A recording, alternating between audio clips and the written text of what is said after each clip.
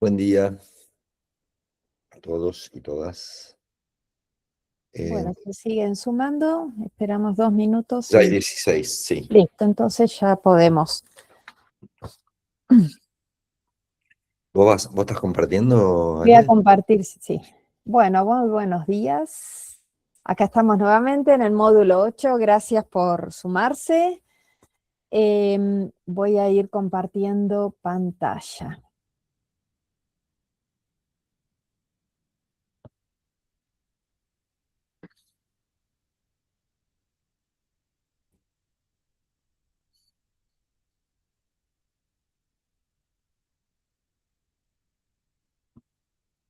Avísenme cuando ya estén viendo, por favor. Se ve. Muy bien. Bueno, Bueno, perfecto. Vamos a iniciar hablando hoy de derechos humanos y de los factores o criterios JEDI: justicia, equidad, diversidad e inclusión. Es un tema que comprende al triple impacto, por supuesto, pero también cuando hablamos de sostenibilidad, siempre nosotros miramos rápidamente al aspecto ambiental. Y realmente todas las directivas en términos globales sobre sustentabilidad o triple impacto está basada en dos ejes principales, que es justamente el cuidado ambiental y todo lo que es política de derechos humanos, justicia, equidad, diversidad e inclusión. Ambos son, digamos, los dos ejes o pilares fuertes de la sostenibilidad.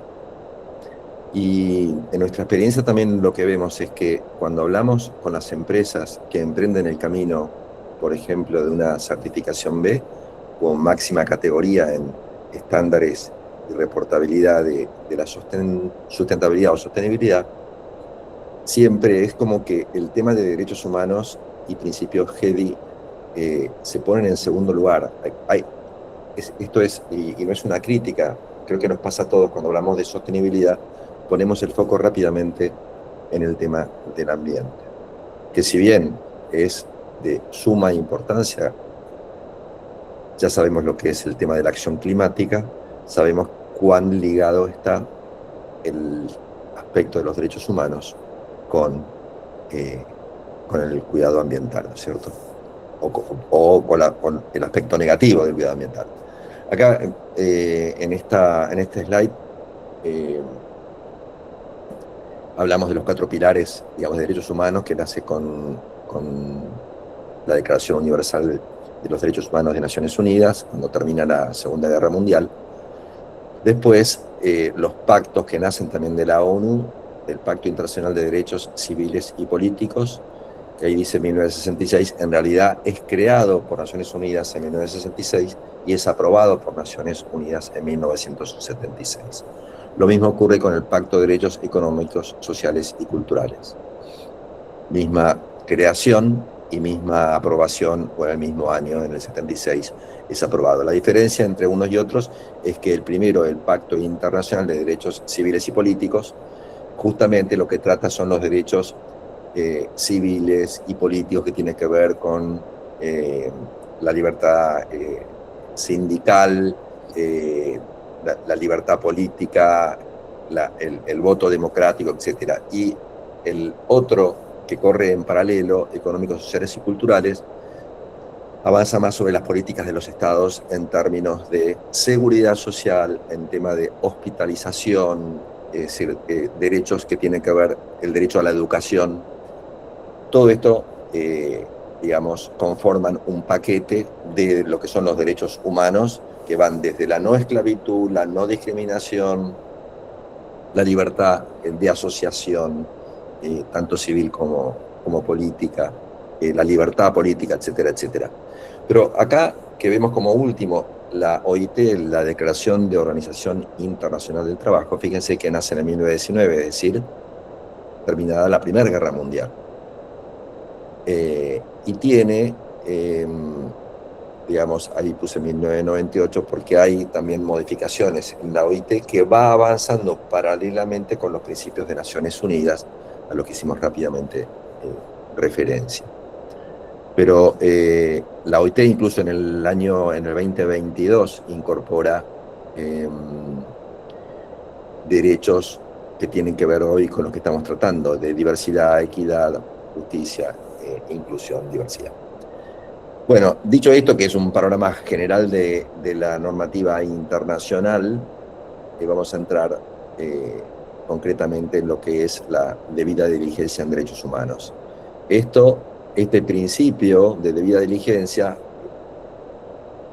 para que se sepa, y esto es bien de abogados, ¿no? Cuando hay una operación entre compañías, donde hay una compraventa de una compañía, rápidamente, y sobre todo los estudios grandes que intervienen en estas grandes operaciones, se habla de la debida diligencia. Tengo en inglés, se llama el due diligence. Una debida diligencia, ¿qué es? Es una investigación, es un análisis. Y en derechos humanos, la debida diligencia en derechos humanos, justamente es el análisis e investigación de cómo están las empresas en términos de derechos humanos, y después de lo que va a hablar Alejandra, que son todos los factores o criterios JEDI. El proceso continuo de gestión de riesgos implica justamente una política de parte de las compañías. Yo digo, sé que lo hemos dicho antes, pero cuando decimos las compañías o las empresas, siempre pareciera que estamos hablando de una vara muy alta. Y es cierto, porque los principios o los estándares de la Unión Europea principalmente, y la que siguen en todos los países en términos globales, acompañando estos criterios de sostenibilidad corporativa o sustentabilidad, tienen, por un lado, en Europa aplica muchos de estos criterios a las grandes compañías, y cuando hablo de grandes empresas, hablo que facturan por encima de 75 millones de euros. ¿Y esto por qué es? Porque tiene una implicancia muy grande en la medida que estas grandes empresas tienen grandes producciones de cualquier tipo que se les ocurra, ¿no es cierto? Desde la automotriz hasta la vestimenta y cantidad de otras. Lo que pasa es que estas exigencias que se plantean más hacia arriba, esa debida diligencia se plantea más hacia arriba, a nivel corporativo o empresario de una corporación, va derramando después no solamente en las empresas más pequeñas que integran la cadena de valor, sea como clientes, sea como proveedores principalmente, y en ese derrame, digamos, la compañía grande empieza, si no atiende que en su cadena de valor se cumpla con los principios de derechos humanos y GEDI, que después veremos, también son afectadas en términos de multas y en términos de prestigio de las compañías. Por eso el proceso continuo de gestión de riesgos implica políticas de la empresa que van estableciendo pautas de gestión justamente para prevenir los riesgos que la compañía o que la empresa en su gestión tiende o tiene la posibilidad de producir. Por eso la identificación y la evaluación y la prevención de riesgos es una herramienta de gestión que debe ser hasta sistematizada, ¿no es cierto? Cuando hablamos de identificación, ustedes recuerdan que en el ambiente, cuando hablamos de impactos significativos ambientales, había una identificación de aquellas cuestiones que tenían que ver con los recursos en general, con los recursos o con el entorno que en la empresa estaban impactando negativamente en el medio ambiente, y cómo la empresa debía resolver o atender estos aspectos. Y lo mismo ocurre en derechos humanos. Cuando hablamos de rendición de cuentas del directorio, tiene que ver con la política, porque esta identificación, evaluación y prevención de riesgos, primero, es una política que el directorio impone, debido a que justamente a que los estándares internacionales y los reportes que tienen que hacer las empresas sobre esos estándares o cumplimiento de los estándares, tiene que haber una rendición y una responsabilidad de las jefaturas o de los cargos directivos, y eso se derrama hacia abajo en toda la compañía o la empresa, para demostrar que son atendidos y que son desarrolladas las políticas que el directorio de una compañía o el acta de socios, si damos una SRL, se disponen para justamente tener una debida diligencia en derechos humanos. Acá al final donde dice reportabilidad CSDDD, justamente que son siglas en inglés que tienen que ver con la debida diligencia, directiva de debida diligencia en derechos humanos, ¿no es cierto? Si pasamos a la siguiente. Entonces, este tema es importante en el sentido de que hay una exigencia global y hoy acá, por ejemplo, en Argentina, sabemos, y esto también tiene aplicación global, la 45001, la ISO 45001, exige una cantidad de pautas de gestión de los derechos humanos y criterios GEDI en toda la cadena de suministro. Esto, cuando hablamos de la cadena de suministro, es cierto que nos vamos del corazón de la compañía porque estamos hablando ya de una compañía grande. Pero si vamos a una pyme, por ejemplo, que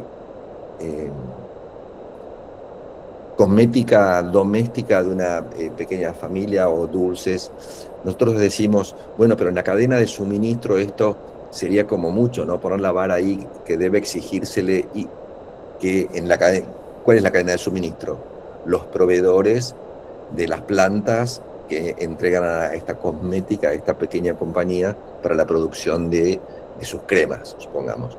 Pero esto también es válido y esto se va difundiendo. Nosotros con Alejandra vemos que empresas muy pequeñas, incluso de Río Negro, que están ahora en este momento en un proceso de certificación B, nosotros notamos, a ver, ¿a quién le compramos, no sé, la caléndula para la crema de la mosqueta para la crema de la cara, ¿no es cierto? Y entonces empieza a haber como una toma de conciencia de que tienen que elegir, seleccionar, de que a quién están comprando están tomando recaudos, que si tienen gente, por ejemplo, en la recolección, ¿cómo la tienen a esa gente? Y eso, poco a poco, porque es cierto que no se da el cambio, la transformación de un día para el otro, pero esta toma de conciencia va ocurriendo y en la medida que los estados, y en este caso hablamos por supuesto de la provincia de Río Negro, vaya creando estos proveedores del Estado que van desde pequeños a grandes, entonces incluso a los pequeños tienen que tener alguna forma de demostración de que ellos están dentro de que esa cadena de valor, están poniendo el foco y la atención para que, porque donde se ve que hay, supongamos, trabajo infantil, supongamos que haya alguna condición de los que integran esa pequeña cadena de valor, no son atendidos debidamente o ocurre algún tipo de abuso, digamos, se vaya prestando atención a esto. Y es cierto que el pequeño empresario, la mini pyme, la microempresa, muchas veces no pone el foco en esto, y no porque sea una mala persona o porque sea un descuidado, no, está atendiendo a su mini negocio y realmente lo que hace todo esto es abrir los ojos y poner el foco en la atención de todos estos cuidados. No es un día para el otro, pero esto se va, por supuesto, transformando. Cuando hablamos ya de grandes compañías, que ahí sí se produce un gran derrame porque la compañía grande debe dar un reporte en justamente la gestión de estos principios, si no los cumple, tiene grandes multas. Y por eso es que cuando ellos compran a un proveedor, sea pequeño o mediano, dentro de la comunidad europea, por ejemplo, donde están los más altos estándares, debe atender esto. Y si sale fuera de la comunidad, que hablábamos la otra vez del principio de extraterritorialidad, es decir, que está comprando a un proveedor que está fuera del ámbito de la comunidad, también tiene que prestar atención porque va a tener que incluirlo en sus reportes. Es cierto que esto, la mayor exigencia se da en cuanta mayor dimensión tenga la compañía. del exterior, digamos, y sobre todo en las multinacionales. Lo que pasa que en estas grandes empresas cada vez se le exige mayor y mejor cumplimiento y la inclusión, decía, en estos reportes de sustentabilidad que comprenden justamente el cuidado social, ambiental y económico.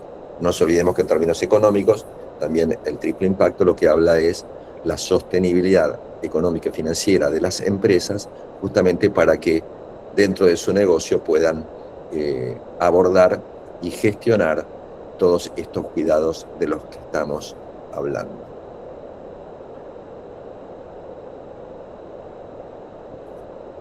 ¿Estamos o querías comentar algo más de esto? ¿El Eh, tema la, salario? la que sigue, ¿cuál es? No, la que sigue sigo yo porque ya estamos en Sherry. Bueno, no, entonces voy terminando en este tema de la debida diligencia. La debida diligencia tiene también, decía, su importancia en la cadena de suministro, eh, es, digamos, la cadena de todos los proveedores de la empresa. Ver en ese análisis qué expectativa hay de transformación de aquellas cuestiones que veamos como negativas o que merecen una atención, una gestión en términos de cuidado social. Y por eso también decía que en la selección tanto de los proveedores como de los clientes pasan a tener importancia. Estaba pensando hace muy poquito, ahora una compañía grande que está en proceso, donde la logística tiene digamos que es una parte importante del negocio, tiene gran peso, y la logística que contrata a esta empresa de una industria X, en estas conversaciones nos dimos cuenta que tenía una 14001, ISO 14001 vencida y de que realmente no estaba poniendo la debida atención. Cuando esto fue conversado en la empresa mendocina, con los directivos, cuando hablamos de la exposición y el riesgo que se está tomando cuando en esa parte del negocio que era la logística en toda la provincia no estaba demostrando que cumplía con ciertos patrones de cuidado social y ambiental, entonces ahí, y eso nos llamó la atención por la conciencia del número uno de la empresa, que dijo, bueno, si esta gente de la logística, del transporte, no quiere adecuarse a los principios sociales y ambientales, son unos clientes, nosotros, dice, somos unos casi no únicos, pero estamos entre los mejores clientes de esta empresa de transporte. Entonces, dijo el presidente de la compañía, o el gerente general, si no se adaptan a estos criterios en los que nosotros estamos avanzando, lo lamentamos porque o vamos a asumir nosotros la logística del transporte o vamos a contratar a otro. Esto nos llamó la atención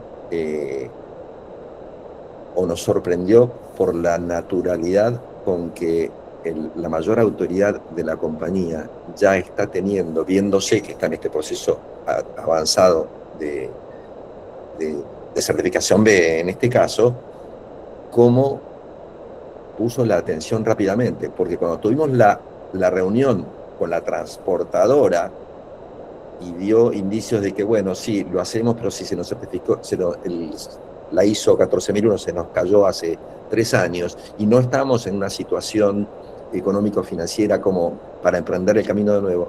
Y bueno, y ahí se marcó una línea, pero se marcó muy claramente porque obviamente que en esa conversación no salió la empresa contratante a decir si no van a estar afuera, pero se dio a entender y imaginamos que en esas conversaciones posteriores este aspecto pasa a ser un punto crucial, ¿no es cierto? Por eso entonces que la selección de clientela, la selección de proveedores en la cadena de suministro pasa a tener una importancia enorme. Y la debida diligencia en las inversiones es otro aspecto que es analizado también en los estándares europeos y que derrama a toda la cadena de suministro. ¿Por qué? Porque se va considerando la materialidad o la doble materialidad como concepto y global de que deben atenderse el entorno, y cuando hablamos del entorno hablamos de lo social y hablamos de lo ambiental, y cómo el otro aspecto de la doble materialidad es el aspecto económico-financiero. Es decir, que dentro de los reportes, dentro de los mismos balances o dentro de los análisis contables, las inversiones que se realizan y el costo de esas inversiones tienen que ver con el impacto financiero. Si mi empresa contrata a consultores, a auditores, y me estaba acordando, desde hace muy poco, a esta gran compañía. Esta compañía tenía una prima de seguro por exposiciones de aspectos ambientales. Es una prima de seguro de un gran valor, porque esta empresa, como es una industria electromecánica, tenía potencialmente impactos que debía resolver. Cuando en el proceso de certificación saltan conversaciones internas nuestras con la compañía y dice, no, nosotros tenemos una prima de seguro, además la licitación X nos obligaba, este aspecto de materialidad financiera fue acreditado y tuvo gran peso en la decisión de aceptar estos criterios de cuidado social y ambiental, porque no nos olvidemos que la exposición ambiental tiene el costado del impacto en los aspectos sociales y sobre todo en la comunidad. Y por último, en los derechos humanos, que vemos ahí el tema salarial, ingresos dignos. Acá también hay todo un concepto internacional que se llama el living wage, que es el presupuesto que internacionalmente se considera para atender o para entender la dignidad de un salario. Este es otro aspecto de los derechos humanos que es entendido dentro de lo que es la política de derechos humanos. Así que bueno, creo, Ale, que estamos en tiempo. Perfecto. Estos aspectos te paso a vos. Perfecto. Fíjense cómo, o sea, lo que estamos viendo es que estos conceptos, tanto de derechos humanos como ahora lo que vamos a ver que es SHDI, estaban de alguna manera incluidos en lo que eran antes, ¿no? Los estándares para las certificaciones. Lo que ahora sucede es que los criterios se vuelven más rigurosos y quedan más ordenados en estos, por ejemplo, SHDI, que es lo que vamos a entrar ahora, que son 4 criterios muy específicos. En definitiva, SHDI lo que está buscando es neutralizar la desigualdad que pueda existir entre los diversos grupos humanos. Y las siglas tienen que ver, en principio, con lo que es la justicia. La justicia se refiere a desmantelar las barreras que pueden impedir el acceso a recursos o a oportunidades. La equidad, que se diferencia de lo que es la igualdad, porque igualdad significa darle a todos las mismas condiciones, es decir, el mismo trato, las mismas reglas. Sin embargo, equidad se refiere a darle a cada uno lo que necesita en función de sus necesidades específicas, ¿no? Entonces, ya va más enfocado hacia una inclusión justa, equitativa, no solo en el lugar de trabajo, sino también en la sociedad. Y esto les permite a cada individuo el poder participar activamente, el poder prosperar, y reconoce que pueden haber desventajas adicionales y que hay personas que necesitan un apoyo único, ¿no? Entonces, por eso es equitativo. La diversidad, la D de diversidad se refiere a que se engloban todas las características que hacen que un grupo o que un individuo sea diferente de otro, ¿no? Y reconoce todas las identidades de la diversidad humana. Y por último, la inclusión Se refiere a personas que tradicionalmente han sido excluidas y permitirles que participen.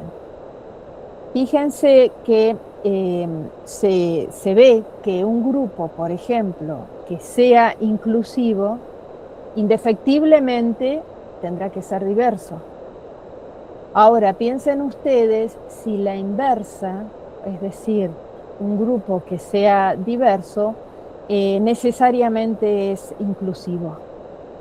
Y se van a encontrar con que no, porque puede haber un grupo humano que sea diverso, pero que cuando uno empieza a indagar, te encontrás con que se margina igual a ciertas personas o se las ignora, ¿no? La inclusión involucra el permitir la participación activa y el respeto a todas las personas que pertenecen a ese grupo humano. Entonces acá pasamos a lo que sería el diagnóstico que tiene que hacer una organización para ver si está cumpliendo o no con estos 4 criterios. Y el primer paso tiene que ver con recopilar datos. La recopilación de datos puede hacerse a través de encuestas o de debates. Los debates mínimo tienen que ser de 1 hora y participativos, presenciales, ¿no? Y registrándolo, tomando notas. Las encuestas evalúan dónde la empresa flaquea, dónde hay necesidad de establecer mejoras. Entonces, ¿qué establece? Que esto lo que permite es que después los esfuerzos sean direccionados, sean intencionales, ¿no? ¿Cómo se recopilan estos datos? Lo primero que plantean todos estos estándares es que tiene que ser anónima y tiene que ser voluntaria. ¿Por qué? Porque después se van a desglosar los datos para identificar cuáles son los grupos humanos. Se tienen que hacer preguntas sobre identidad de género, sobre sexo al nacer, si hay un individuo o un grupo de individuos se identifican con una etnia, con una religión. Muchas veces lo vemos, o sea, nosotros lo que solicitamos es que, así como hay una matriz de proveedores, que se haga una matriz de trabajadores y que esta encuesta permita indagar si hay mayoría mujeres o no, y si esas mujeres, por ejemplo, en la encuesta puede saltar de que hay muchas mujeres que son madres solteras que están al cuidado de sus hijos. Entonces ahí ya tenemos un grupo, una identidad social que solo va a aflorar si se hacen este tipo de encuestas, ¿no? Después, el nivel de estudios también se puede indagar. Y de esta manera se va tomando nota de dónde puede saltar una identidad social que la empresa puede capturar para luego remediarla o para realizar las acciones SHEDI. Esto es el diagnóstico.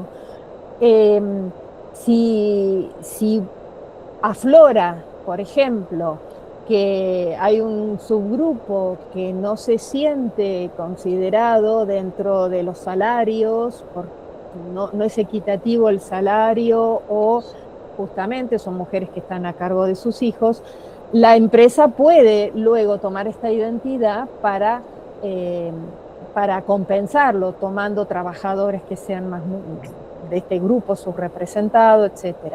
Entonces, las encuestas tienen que ver con esto, con obtener información sobre diversidad, sobre identidad de género, sobre clima laboral. Algunas preguntas que se pueden hacer es si se cree que las oportunidades son iguales que para los demás trabajadores, si se siente escuchado, si cree que la empresa es justa con todos por igual, si los prejuicios están impactando en el trabajo.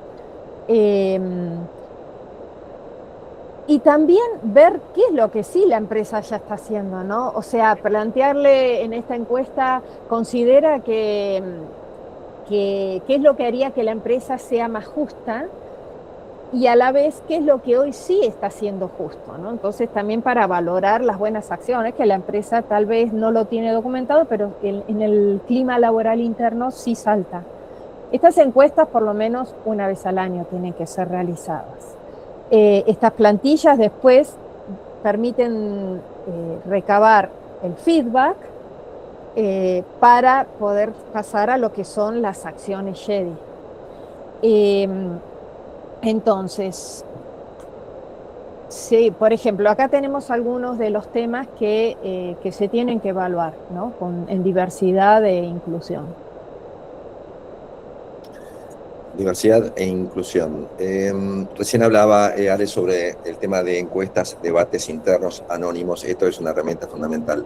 A veces cuando uno entra a una empresa y explica una empresa, ya que una empresa eh, desee o haya tomado la decisión, y sea mediana, pequeña, micro, grande, tome la decisión de transitar un camino de transformación hacia el triple impacto, sea la certificación B, o sea que tiene que hacer un reporte GRI porque está comercializando con una empresa de afuera, etcétera.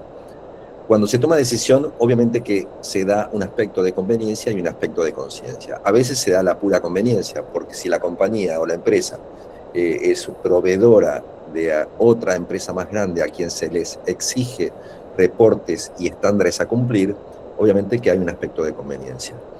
Eh, Otras empresas y las que voluntariamente hoy están arrimándose al sistema B de empresas o al PILAB o a la certificación B, diría que casi todas es porque es un acto voluntario de conciencia, pero decía no todas. También ocurre que aquellas que entran por una cuestión de conveniencia o cuestión de necesidad, para decirlo mejor, al empezar a caminar, a transitar este camino, uno ve que también que se va tomando conciencia de muchos aspectos, porque todos, digamos, estamos llenos de preconceptos o prejuicios que culturalmente hemos ido aprendiendo a lo largo de la vida. Nos ha pasado ponerle, Ale, te recordarás una empresa muy chiquita de Río Negro, donde había 5 empleados. Cuando se trató el tema de la diversidad y de inclusión, y se tocó un tema que no es menor, que es una persona trans, digo, porque culturalmente tiene impacto el tratamiento de esto. Si no, no habría tanta política y tanto énfasis en ir transformando estos aspectos de la sociedad, particularmente del campo social. Lo que nos dimos cuenta, más allá de la encuesta, imagínense, la encuesta era a 5 personas, es decir, que más o menos no era un gran campo donde se estaba investigando y tomando datos de qué es lo que ocurría interno. Lo que vimos nosotros es que había una natural integración de la persona en el ambiente. Entonces, por supuesto que la encuesta dio favorablemente que no había ningún tipo de discriminación y que la inclusión estaba, digamos, a la vista porque se venía ya trabajando en esto. ¿Cómo partió esto? De la decisión de la dueña de la empresa que no había reparado, digamos, en esta distinción de género, etcétera. Entonces, las políticas de no discriminación o las políticas de inclusión primero deben ser conversadas. Eso lo vemos, lo estamos viendo porque cuando uno plantea ante la empresa cuáles son las exigencias de estos estándares que tienden a la inclusión social de los integrantes de una empresa, a la comprensión de la diversidad, las políticas empiezan a tener un efecto, porque esas políticas, supongamos que es muy común, al menos 2 veces al año la empresa se reunirá, el staff ejecutivo o el gerente de la empresa con todos los colaboradores o empleados para tratar diversos temas. Esto estas conversaciones son los que van a producir después los cambios, y esto uno lo ve en las empresas que ocurre, tanto en empresas grandes que a veces cuesta más porque es mucho más amplia la mirada por una cuestión de números simplemente, y porque hay una diversidad enorme también en temas culturales, de pensamiento, de prejuicios, etc. En el caso de las mujeres empleadas, que en el caso de las empresas B pone mucho el ojo en lo que ellos llaman grupos subrepresentados. A mí me impacta esto porque que se incluya a la mujer en un grupo subrepresentado es muy fuerte, ¿no? Porque se está reconociendo de que la igualdad en oportunidades a la mujer no ha sido a lo largo de los siglos, diría, hacia atrás, y décadas bastante cercanas, donde pareciera que la cuestión de género, y especialmente hablando de la mujer, no tenía el mismo o no tiene el mismo tratamiento en términos de salario, en términos de oportunidades de ascenso, etcétera, etcétera. Por eso, incluso en lo que es la certificación B, se hacen preguntas o se están poniendo temas sobre la mesa, incluso en los cargos directivos. ¿Cómo está compuesta un directorio? A ver, son el 80% hombres y el 20% mujeres, o no hay ninguna mujer, y ahí entramos más hacia el grupo subrepresentado. El tema de la discapacidad, el tema de la diversidad, no solamente de género, y esto también va teniendo comprensión en la medida que uno se mete en los conceptos del impacto y se va produciendo una transformación. Siempre vienen casos que uno recuerda, ¿no? De una empresa grande o mediana, digamos, donde el tema, por ejemplo, de no había rampas de ascenso, y me acuerdo que el gerente de recursos humanos, bueno, pero si acá no tenemos ninguna persona que tenga alguna afectación física en este sentido, o de motricidad, etcétera. Entonces cuando uno le dice, pero, ¿por qué tienen clientes también? Es decir, nunca recibiste a un cliente que tenía algún tipo de dificultad. Ah, bueno, claro, y así con un montón de cosas, ¿no? Con los baños, por ejemplo. Es decir, tenemos hombres, mujeres, y de repente se empieza a transformar todo esto, y se va incluyendo políticas que van produciendo una integración. Y para eso están las capacitaciones. Entonces, si nosotros tenemos que en el acta directorio o en una SRL, en el libro de la sociedad de socios, se establecen políticas de capacitaciones de desempeño social y ambiental, sea 4 personas o sea 20 o 100 personas, estas políticas son desarrolladas, lógicamente va a tener más complejidad o más desarrollo, una capacitación que comprenda a un número grande de personas que integran la empresa, diferente a cuando son 4, 5 o 10. Pero las capacitaciones es una herramienta, es un mecanismo de aprendizaje, de conciencia y de integración fenomenal. Y si nosotros tenemos que demostrar, porque finalmente, si hablamos de una compañía en la que yo soy proveedor, me pregunta qué hay sobre estos aspectos, yo tengo que demostrarle que así como ella tiene estándares a cumplir y reportes a cumplir, que incluye el tema de capacitaciones en desempeño social y ambiental, yo voy a tener que demostrarle que hago lo mismo en mi empresa, sea grande, pequeña, micro, la que sea. Entonces, ¿qué es lo que hacemos ahí? 3 veces al año, por ejemplo, se contrata o se desarrolla una capacitación donde estos aspectos de los que hoy estamos conversando son incorporados para que se vaya produciendo el aprendizaje.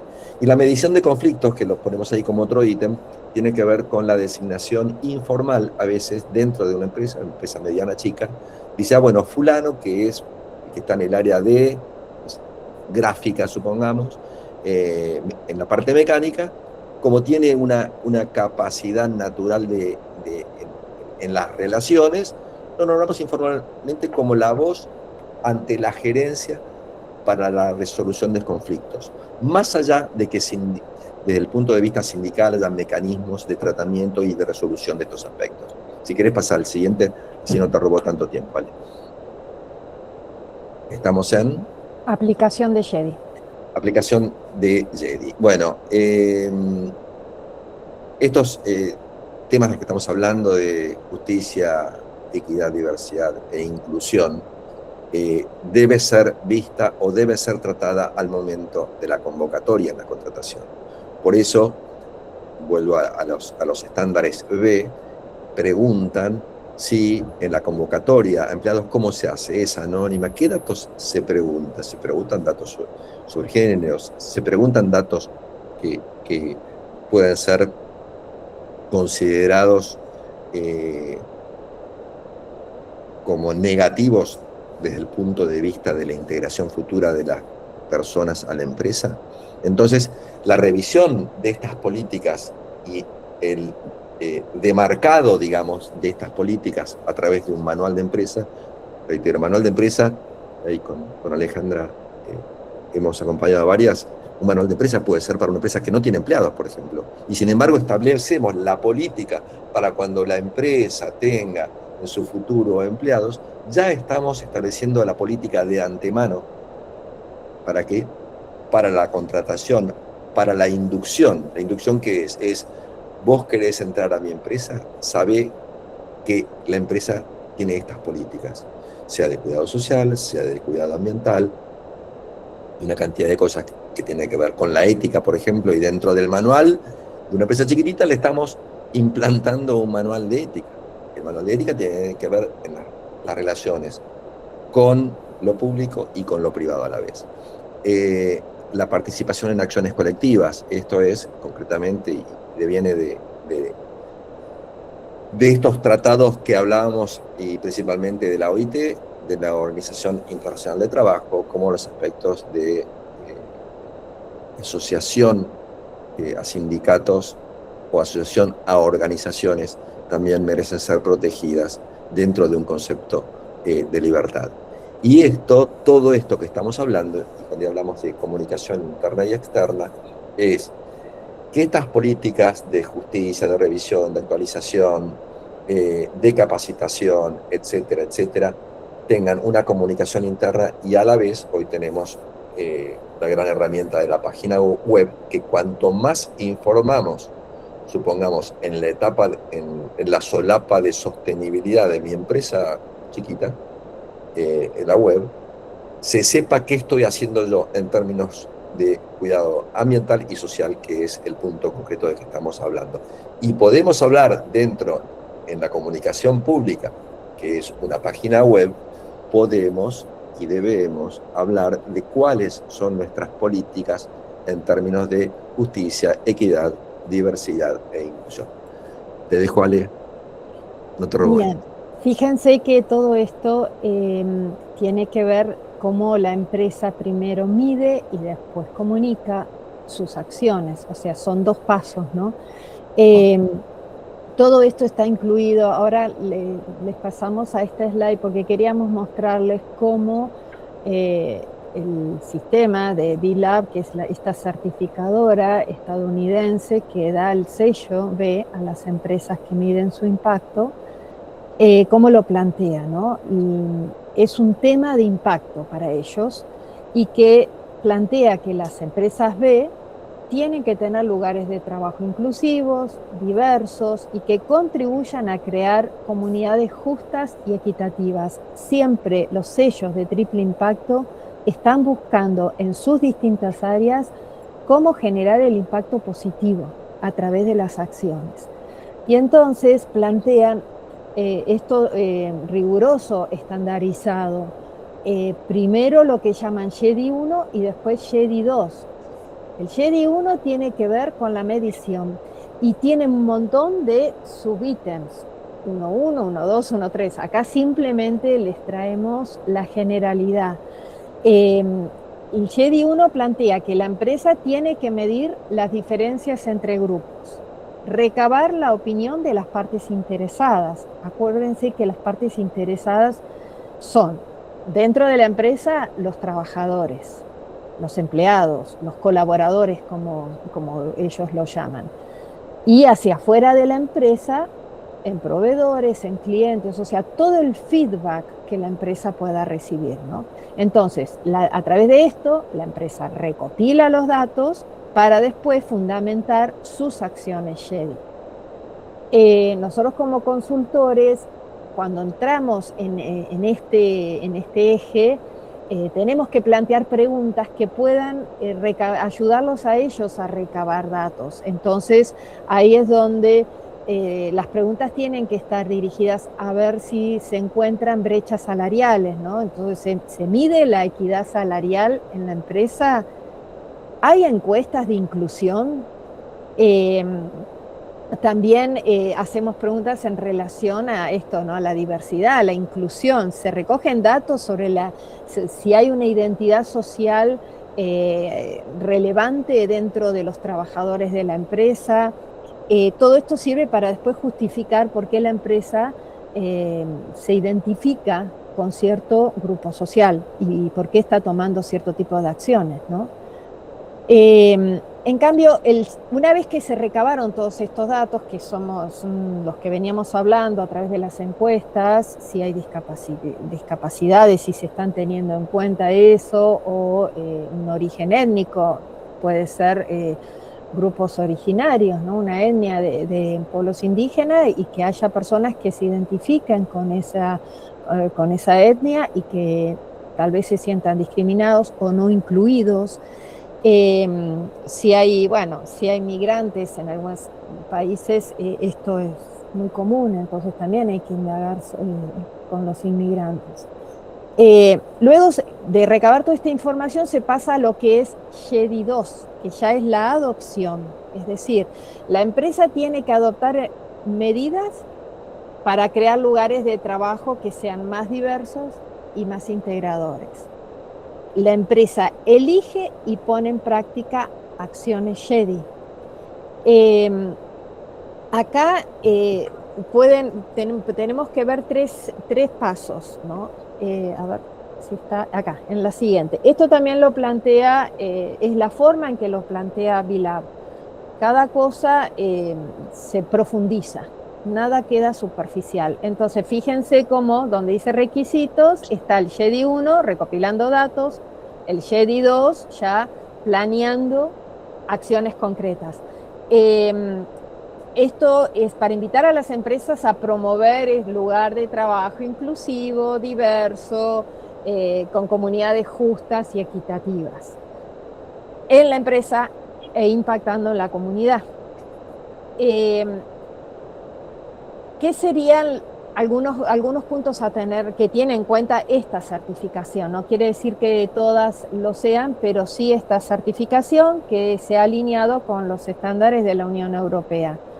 En principio, la empresa tiene que adaptarlo a su tamaño de empresa, ¿no? Al contexto en el cual está, porque no va a ser lo mismo la exigencia para una empresa pequeña, una mini pyme, que tal vez adoptando un principio SHEDI, una acción SHEDI, sea un montón para ella, que para una empresa grande que ya se le exige un plan de primero identificación, ver la vulnerabilidad de la empresa y a partir de ahí tomar acciones para compensar, para remediar en realidad. Entonces, pero sí que todas las empresas tienen que actuar, eso se plantea. Ustedes son los instrumentos de impacto en la comunidad. Y acá donde se ve sistema de acción en 3 niveles que plantea que las empresas eligen 3 categorías: fundacional, dentro del lugar de trabajo o más allá del lugar de trabajo. ¿Esto qué significa? Lo fundacional se refiere a la base, a la estructura de la empresa, a sus políticas internas, ¿no? Entonces, dentro de esto puede darse cuenta, después de haber hecho la recopilación de datos, de que en su política de contratación no está siendo equitativo y entonces revertirlo.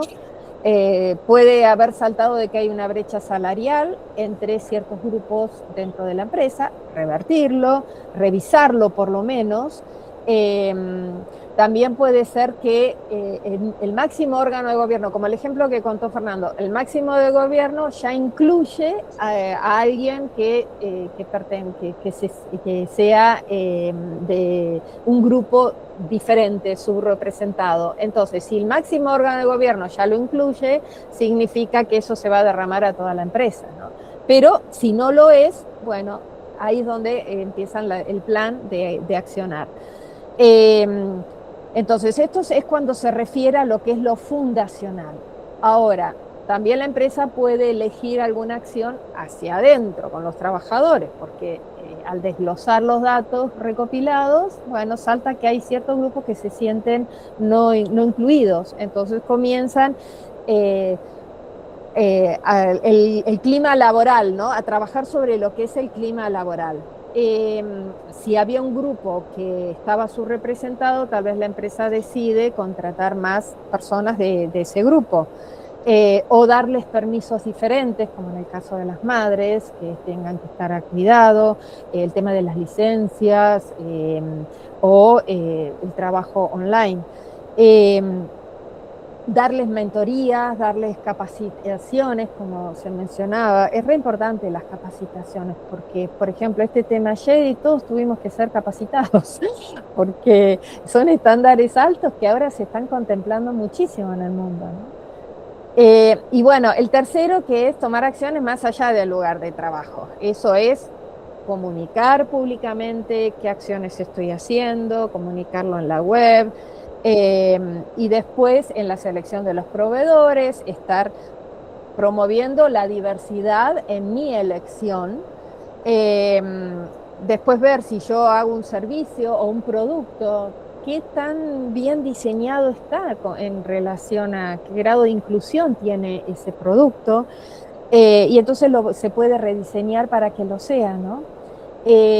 Bueno, y acá el último punto, que simplemente es para las empresas más grandes. Las más grandes son realmente muy grandes y que tienen que publicar directamente cuál es su plan JEDI. Publicarlo en la web y que sea, que todo esté accesible para todos, ¿no? Todo en función de los datos recopilados, descubrir el punto vulnerable y a partir de ahí tomar las acciones. Te quedan unos minutitos, Ale. Sí, queríamos pasar a mostrarles 2 ejemplos para cerrar, para que vean que todo esto, cómo se puede aplicar, cómo se ha aplicado, ¿no? Les traemos el ejemplo de una empresa peruana que tenía que ver con esto último que les mencionaba. Ellos crean suministros de cocina. Entonces, ellos rediseñaron sus utensilios para hacerlos más inclusivos, después de identificar que había barreras en el diseño para las personas mayores o que tenían movilidad limitada en la mano. Trabajaron con terapeutas, con usuarios mayores, y a partir de ahí, ¿qué mejoras hicieron? Mangos ergonómicos, materiales más livianos, colores de alto contraste por si había discapacidad visual, marcadores táctiles, herramientas que requerían menos fuerza y que prevenían accidentes. No vamos a entrar ahí, pero es increíble los utensilios que crearon. El resultado, que fue una línea más accesible y que mejoraba la experiencia de todas las personas. Y sin embargo, seguía siendo estético y no perdía la funcionalidad, que era lo que les interesaba, ¿no? Y el segundo ejemplo es una empresa de productos de repostería de México que está muy comprometida, y ellos se hicieron primero una evaluación hacia adentro para ver qué oportunidades le podían dar a los trabajadores. Implementaron encuestas, grupos focales con el personal, saltaron, ¿no? Esos grupos focales en las encuestas. Analizaron las políticas después con otro equipo y revisaron, como era una empresa grande, 5 acciones JEDI. ¿Qué hallaron? Vieron que había falta de apoyo a personas que tenían responsabilidades de cuidado, o sea, las mujeres jóvenes que tenían hijos. ¿Y cuáles fueron las mejoras que se implementaron? Permisos familiares retribuidos, recursos ampliados de salud mental y modalidades de trabajo flexibles, que es un poco lo que les mencioné antes. Pero después volvieron a hacer encuestas y recabaron el feedback de estas trabajadoras. ¿Y qué se encontraron? Con que se sintieron más apoyados, más valorados, y hubo un seguimiento continuo a través de encuestas para evaluar a largo plazo la efectividad, y lo iban ajustando, porque todo esto es así, son planes, proyectos que se pueden ir mejorando, nunca se termina la mejora continua. Bueno, hasta ahí cerramos el tema. Yo quería, siempre las historias en las que uno está presente, para mí son lindas, ¿no? y sobre esto que estaba hablando recién Ale, de estas empresas de México y de Perú, me viene una historia de una empresa colombiana que se llama Crepes and Waffles, que nace hace 30 o más años en un garage en época de la mayor tensión y crudeza de los grupos militares, los terroristas, el narcotráfico, etcétera. Conociéndolos a ellos en Medellín, en Colombia, en un encuentro internacional de las empresas B, conozco a los creadores de esto y conozco al hijo de estas dos personas que habían pensado en un garage. Hoy esta empresa es, en una encuesta, surgió que era la empresa más querida de Colombia. ¿Por qué?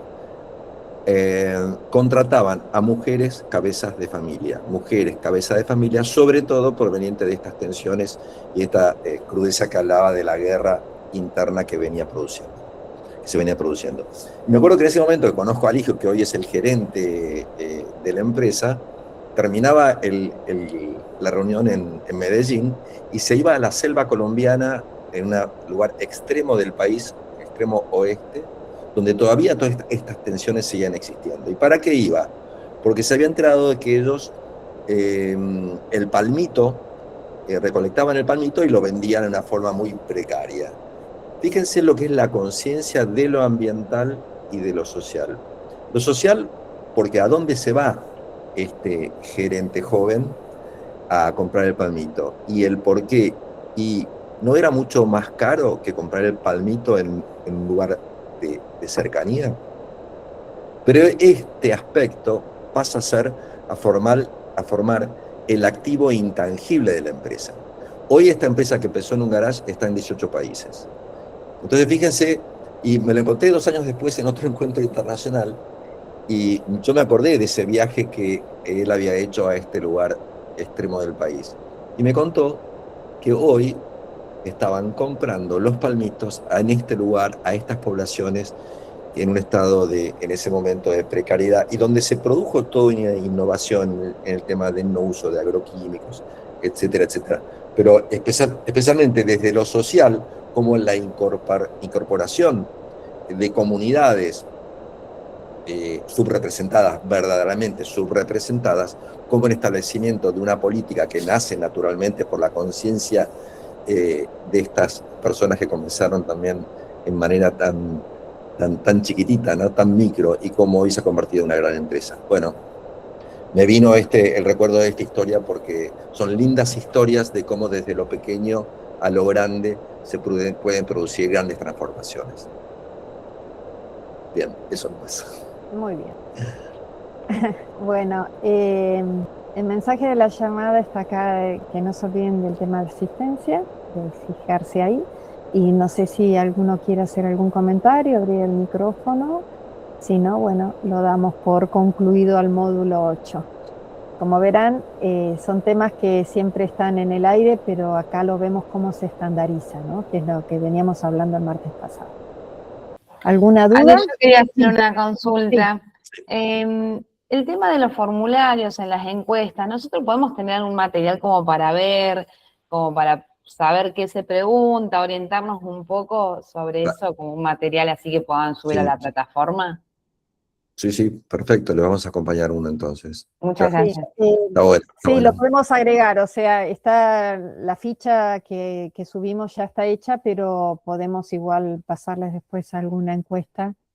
En realidad son modelos que podés ir variándolo, ¿no? En las preguntas. Sí. Generalmente las empresas utilizan el Google Form, viste, que después los resultados te los analiza el mismo Google. Bueno, la mayoría usa eso. Lo que sí se les puede dar qué tipo de preguntas. Sí, algo orientativo. Exacto. Porque dependiendo del rubro también que vos vas a tomar en la encuesta. Va variando. Sí, totalmente. Bueno, no, perfecto, Cecilia. Bueno. ¿Nada más? Muchísimas gracias por la atención. Y nos vemos el martes que viene. Un abrazo, ¿eh? Hasta luego. Chao. Chao, chao. Chao.